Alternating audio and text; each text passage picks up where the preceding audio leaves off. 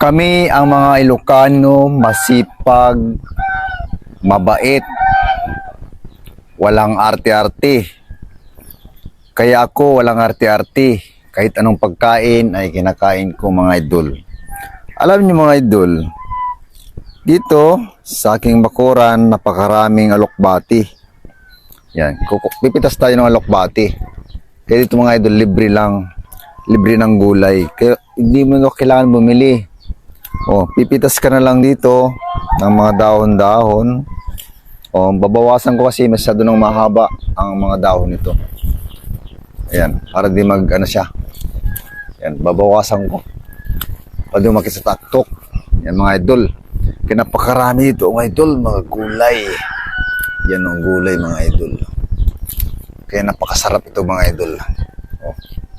Tingnan niyo mga idol . Yan. Ito mga idol . Yan . Karaming gulay ito mga idol. Kaya magsasawa ka ng gulay. Dito, di ba? Kaya libre lang mga idol. Libreng pitas. Di ba? Nakikita niyo ito mga idol. Yan. Di ba? Ganyan lang mga idol ang buhay. Dapat bawal tamad. Kasi pag tamad ka, walang gulay. Mga idol, kita nyo. Yan. Patula. Tinanggalan ko kasi lumalaki na sila. Ito, pwede na tanggalan.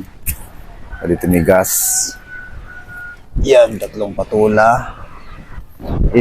Okra. Ito matagal pa. Ito, pwede pa to. Okra. Ito. Matigas na to. Yan, kunin natin. Kuha okra. Kukuha tayo ng parda.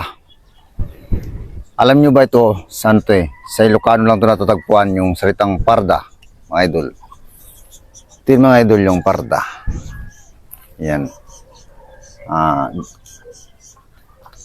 Kaya ito mga idol, masarap to. Yan mga idol, nakikita nyo to? Ito yung parda, parda yan mga idol. Kaya dito mga idol, libre na lahat. Yung sigarilyas ko kaya, may bunga na kaya. Ay, maliliit pa. Maliliit pang sigarilyas ko. Hindi pa man bumubunga. Mga idol. Ito, dami, idol, Daming talbos. Masarap ang talbos. Sariwang sariwa. Dami mga idol.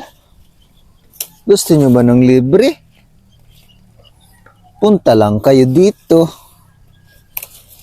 Bibigay ako ng libreng talbos ng kamote. Ang dami dito, mga idol. Kita nyo ba to? Yan mga idol. Karaming talbos. Kung talbos lang ng kamote.